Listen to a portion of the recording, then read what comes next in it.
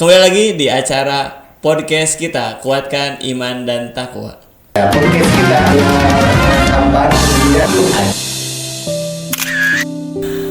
Alhamdulillah pada kesempatan kali ini kita sudah ada di episode yang ke-10.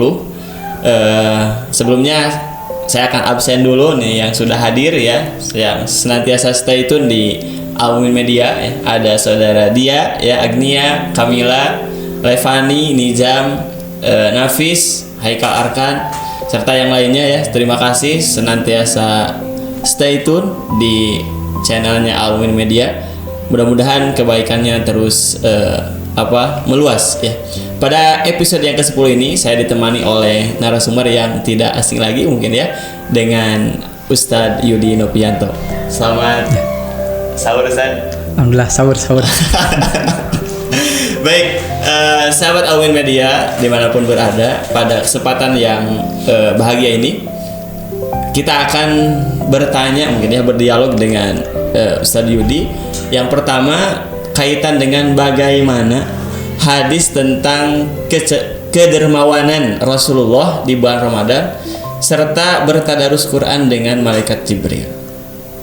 Bagaimana itu Ustaz hadisnya? Silakan Ustaz. Bismillah. Alhamdulillahirabbil alamin wa bihi nasta'inu ala umuri dunya waddin.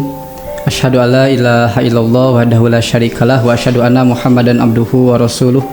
Hadis yang barusan ditanyakan gitu ya oleh sahabat Al-Mumin Media, itu hadisnya sahih Pak Usman gitu. Ada di Sahih Muslim, ada di Sahih Al-Bukhari. Hadis tersebut menggambarkan kepada kita bagaimana Rasulullah SAW itu menghidupkan bulan Ramadan gitu ya. Kalau saya bacakan hadisnya ada di riwayat Imam Al-Bukhari, di sini nomor hadis 6 di kitab Badul Wahyi. An Ibni Abbasin radhiyallahu anhu, hadisnya diterima dari sahabat Ibnu Abbas gitu ya. Kalau kita lihat di biografinya, beliau sahabat yang sangat mulia. Bahkan beliau itu merupakan anak dari Abbas, paman Nabi gitu ya. Beliau itu punya gelar dijuluki sebagai Hibrul Ummah, sebagai tintanya umat, karena keluasan ilmunya gitu ya. Keberkahan dari doa Nabi, beliau pernah didoakan oleh Nabi, Allahumma faqihu fiddin wa alimhu ta'wil. Kemudian Ibnu Abbas berkata berkenaan dengan hadis yang tadi yang ditanyakan, bahwasanya karena Rasulullah SAW ajwadan nas. Rasulullah SAW itu adalah manusia yang paling dermawan. Jadi ini menggambarkan bagaimana keseharian Nabi gitu. Bahwasanya Nabi Muhammad SAW itu adalah manusia yang paling dermawan gitu. Iya. Mungkin yang perlu digarisbawahi gitu ya. Kalau kita terjemahkan dermawan ke dalam bahasa Indonesia itu apa biasanya? Diartikan apa? Dermawan itu kalau bahasa Sunda mah berehan. Berehan ya, udah memberi, hanya berkaitan dengan harta saja ya. Padahal kalau kita lihat penjelasan para ulama gitu ya, berkenaan dengan al-jud gitu ya, kalau dalam hadisnya itu karena Rasulullah ajwadan nas, dari kalimat al-jud. Al-jud itu artinya ba'dzul muqtadoyat min malin au ilmin. Ketika seseorang mengeluarkan harta ataupun ilmu yang dia miliki gitu ya. Jadi itu menggambarkan kepada kita bahwasanya Nabi Muhammad SAW itu orang yang dia menebar manfaat, bermanfaat bagi orang lain, bukan hanya dengan harta saja gitu ya. Dengan ilmunya. Iya, dengan ilmu. Bahkan kalau kita lihat penjelasan ulama yang lainnya, dengan amal. Intinya setiap potensi yang ada dalam diri kita senantiasa menjadi wasilah bermanfaat bagi orang lain gitu ya. Dan Rasul pun punya sifat seperti itu. Orang yang paling punya sifat jud gitu ya. Kalau gampangnya diterjemahkan sebagai dermawan. Tapi bukan hanya berkaitan dengan harta saja gitu ya. Tapi setiap potensi yang kita miliki menjadi wasilah bermanfaat bagi orang lain. Betul. Ini sedikit gambaran saja Pak Usman ya, berkenaan dengan bagaimana kedermawanan Nabi gitu ya. Dalam hadis yang lain disebutkan, jadi para sahabat Ansor itu datang kepada Nabi untuk meminta harta gitu ya. Kemudian Nabi SAW pa'atohu, memberikan kepada mereka. Minta oleh Nabi diberi, ternyata datang lagi gitu. Untuk minta lagi. Fa'atohum, oleh Nabi diberi lagi gitu ya. Bahkan sampai berkali-kali. Kemudian hatta nafida ma indahu, sampai Nabi itu tidak menyisakan sedikit pun miliknya karena habis untuk dibagikan gitu ya. Itu memberikan gambaran kepada kita bagaimana kedermawanan Nabi. Tapi walaupun Nabi mudah untuk memberi, Nabi juga tidak lupa untuk mendidik gitu ya. Dalam hadis tersebut itu hanya sebatas gambaran saja bagaimana kedermawanan Nabi gitu ya, berikan pelajaran kepada kita. Nabi tidak lupa untuk mendidik gitu, bahwasanya tangan di bawah itu tidak baik gitu ya. Bahkan dalam hadisnya disebutkan, barang siapa orang yang bisa menjaga dirinya dari meminta-minta, maka Allah akan cukupkan orang tersebut.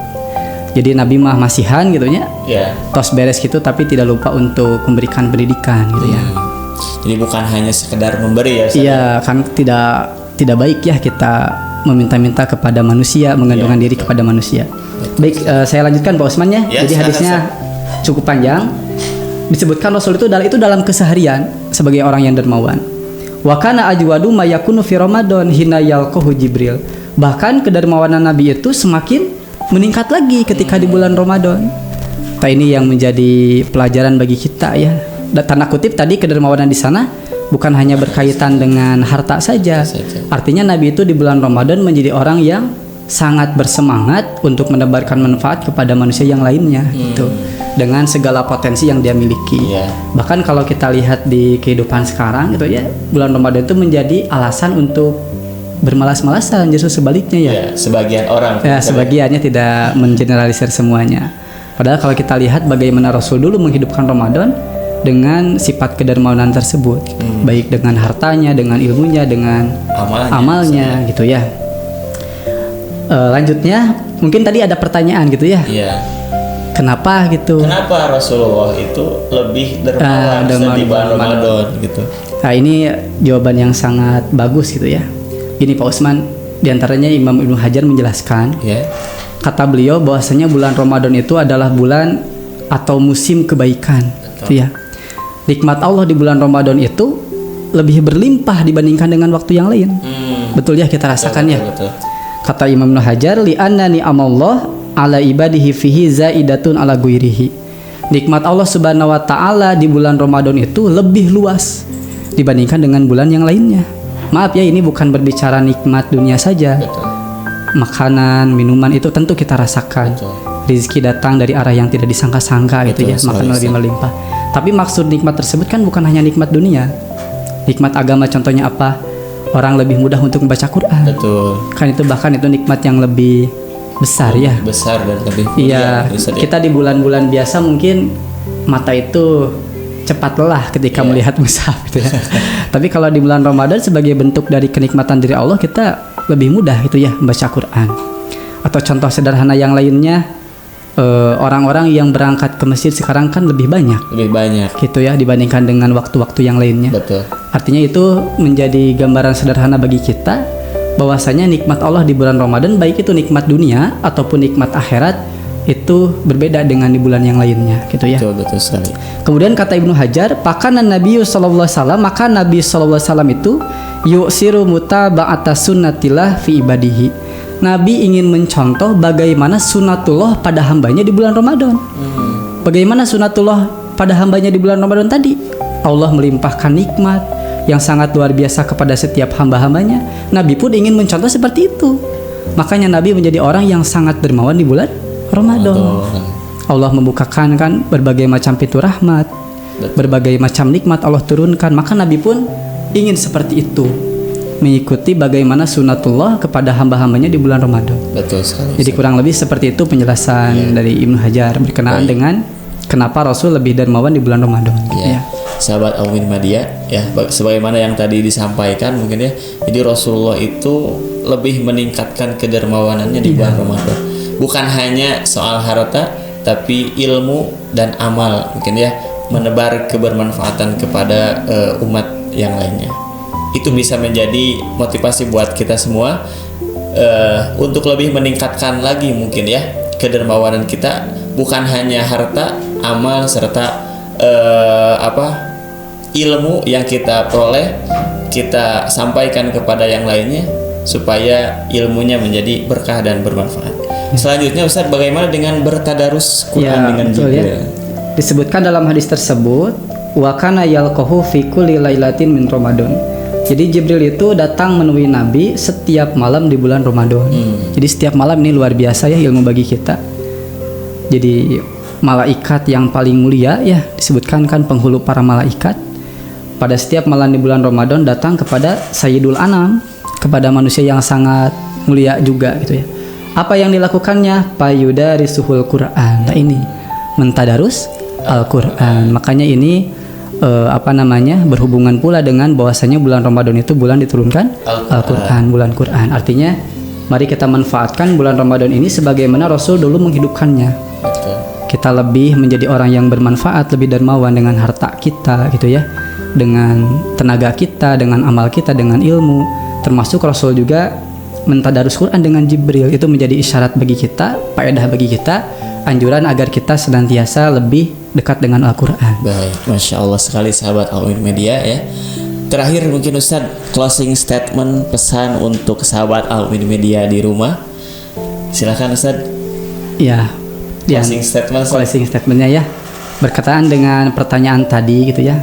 Mudah-mudahan ini bukan hanya sebatas pertanyaan bahan diskusi saja gitu ya, tapi lebih dari itu ilmu yang bermanfaat itu adalah ilmu yang diamalkan. Kita barusan dapat mengambil ibrah dari hadis yang ditanyakan mengenai bagaimana kedermawanan Nabi, dan juga Nabi itu sangat dekat dengan Al-Quran di bulan Ramadan. Mudah-mudahan dua amal tadi bisa menjadi amal istimewa bagi kita. Kita menjadi orang yang punya sifat al-jud gitu ya, bukan hanya dermawan dengan harta, tapi setiap potensi yang kita miliki menjadi wasilah bermanfaat bagi orang lain. Yang kedua, kita semakin dekat dengan Al-Quran gitu ya, menghidupkan siang dan malam kita untuk hal-hal yang bermanfaat, diantaranya tadarus Quran. Baik, terima kasih Ustadz atas ilmu yang disampaikannya. Mudah-mudahan bermanfaat untuk kita semua. Sahabat Al-Mu'min Media dimanapun berada ya, sampai di sini untuk sesi yang ke-10 ini. Mudah-mudahan kita semua senantiasa diberikan kesehatan dan kemuliaan oleh Allah Subhanahu wa taala. Sampai jumpa di episode selanjutnya. Assalamualaikum warahmatullahi wabarakatuh. Waalaikumsalam.